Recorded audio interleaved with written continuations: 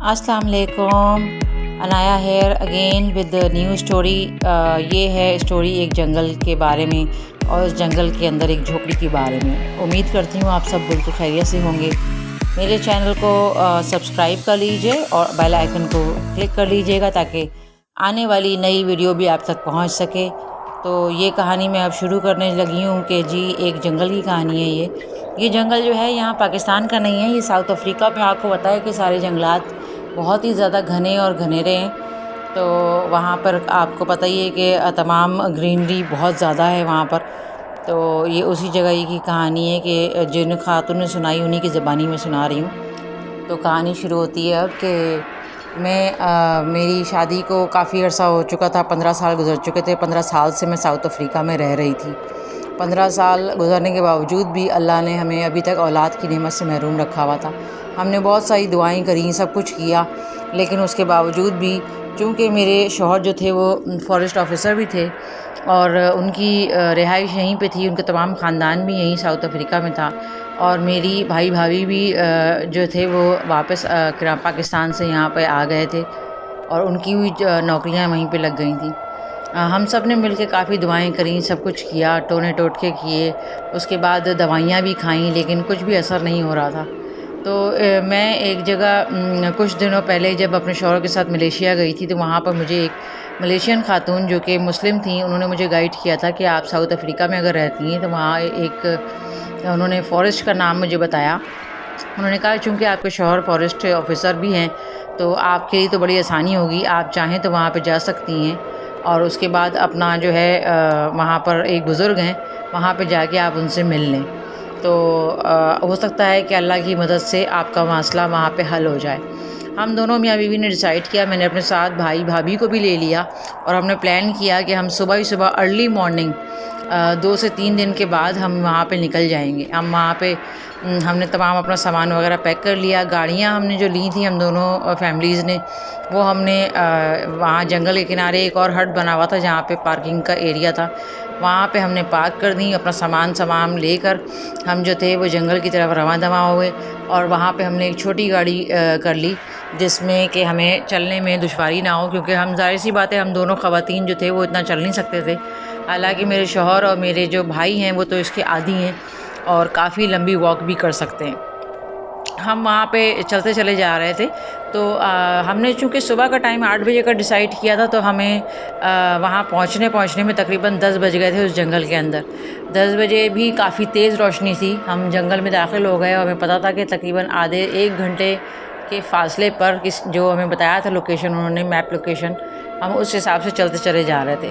ہم نے جنگل میں جنگل میں جاتے ہوئے یہ محسوس کی چیز کہ وہاں پر اتنی تیز روشنی کے باوجود بھی وہاں اندھیرا لگ رہا تھا اور ایسا لگ رہا تھا جیسے بڑا پراسرار سا ماحول ہے.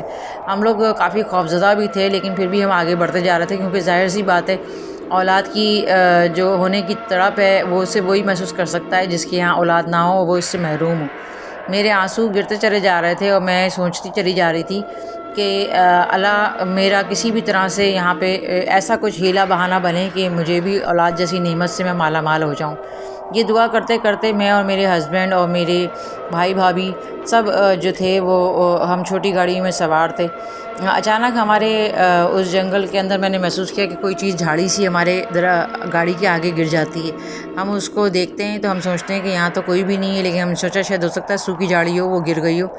ہم اس کو اٹھا کے پھینک دیتے ہیں اور اس کے بعد وہاں مزید جانوروں کی آوازیں آ رہی ہوتی ہیں. تو اس کے بعد ہم جہاں جا کے رکتے ہیں تو وہاں سے آگے گاڑی کا جانا ناممکن تھا، تو ہم چاروں اتر جاتے ہیں اس گاڑی میں سے اپنا بیگ لے کر. جو ہمارے ہینڈ بیگس تھے ہم نے اس میں سامان ضرورتاً رکھا ہوا تھا، پانی وغیرہ، وہ ہم لے لیتے ہیں اور اس کے بعد ہم اپنی چھوٹی والی گاڑی کو بھی وہیں پارک کر دیتے ہیں. آگے تھوڑا سا چونکہ چٹان تھی، ایک چھوٹی سی چٹان سی تھی جنگل کے اندر بنی ہوئی، اس کو ہم پار کرتے ہیں اور اس کے بعد جو ہے وہ کچھ درخت وغیرہ گرے ہوئے ہوتے ہیں، اس کو بھی ہم بہت احتیاط سے پار کرتے کرتے وہاں آگے کی طرف بڑھنا شروع کر دیتے ہیں.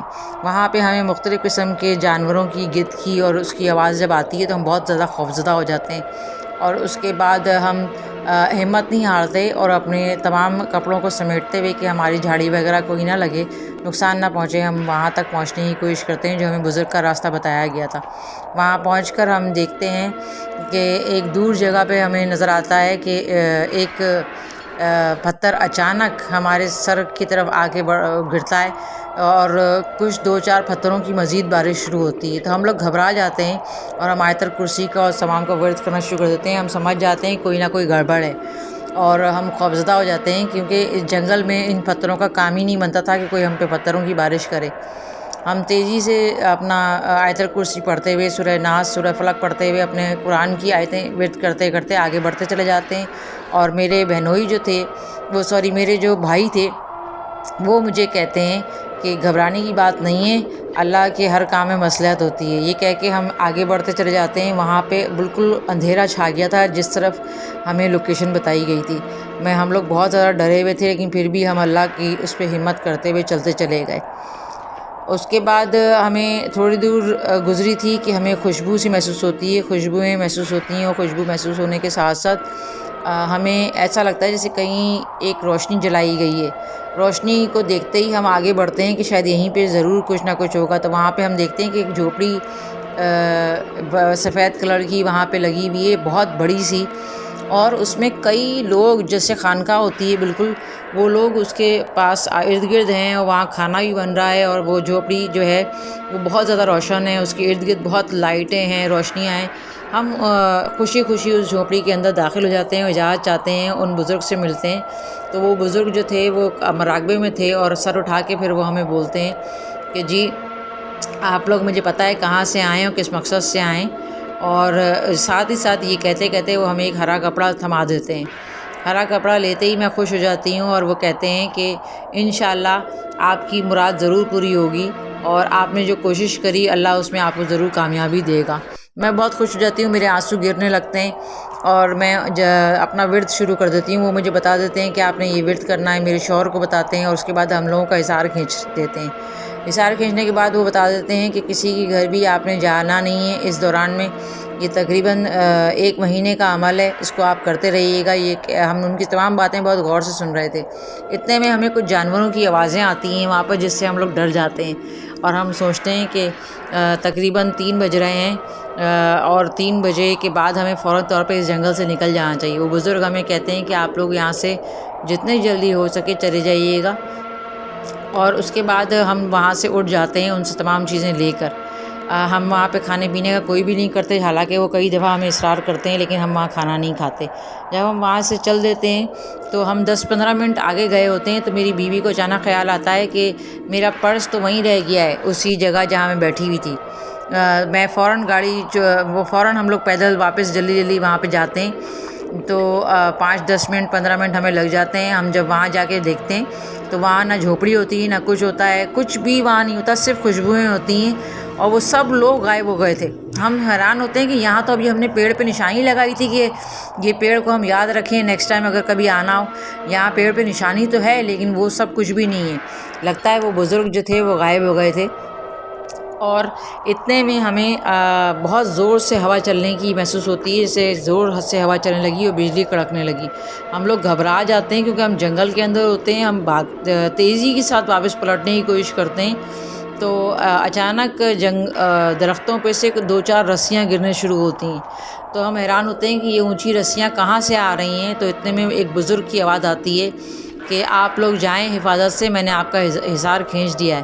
یہ اسی بزرگ کی آواز تھی جس سے ہم 1 گھنٹے پہلے بات کر رہے تھے، اور اس بزرگ نے ہمیں کہا کہ آپ لوگ گھبرائیں مت، اور میری دعا آپ کے ساتھ ہے، میں آپ لوگوں کا حصار کھینچ دیا ہے، آپ فوری طور پہ اس جنگل سے چلے جائیں۔ ہم تیز واپس بڑھنا شروع کرتے ہیں اور دعا مانگتے جاتے ہیں کہ اللہ ہمیں خیر و عافیت سے واپس پہنچا دے۔ میری بیگم نے اپنا بیگ اپنے ساتھ کلیجے سے لگا لیا ہوتا ہے، ایسے جیسے سینے سے، جیسے کہ کوئی چھوٹا بچہ اپنے ماں اس کو چھوٹے بچے کو جیسے لگاتی ہے۔ پھر اس کے بعد جب ہم وہاں سے نکلنے لگتے ہیں تو بھی ہمیں بہت خوف محسوس ہو رہا ہوتا ہے۔ آہستہ آہستہ ہم گزرتے باہر جنگل کے آ جاتے ہیں، اور جب جنگل وہاں جہاں گاڑی ہم نے چھوٹی والی کھڑی ہوتی ہے اس کو ہم لیتے ہیں واپس، ہم اس کو اسٹارٹ کرنے کی کوشش کرتے ہیں، تھوڑی دیر وہ اسٹارٹ نہیں ہوتی لیکن ہم اللہ کے نام سے اس کو اسٹارٹ کر ہی لیتے ہیں۔ پھر ہم وہاں سے نکلتے ہوئے جنگل کے خطرات سے اپنی گاڑیوں تک پہنچتے ہیں، اور اپنی گاڑیاں جہاں ہم نے کھڑی کری ہوتی ہیں وہاں پر ہم پہنچ جاتے ہیں۔ میری وائف اور میری میں جو تھی وہ اپنے بھائی کو اور اپنے بھابھی کو جس کو میں نے بلایا تھا، میں بہت حیران تھی اور ابھی تک مجھے سمجھ میں نہیں آیا تھا کہ آخر وہ بزرگ گئے کہاں۔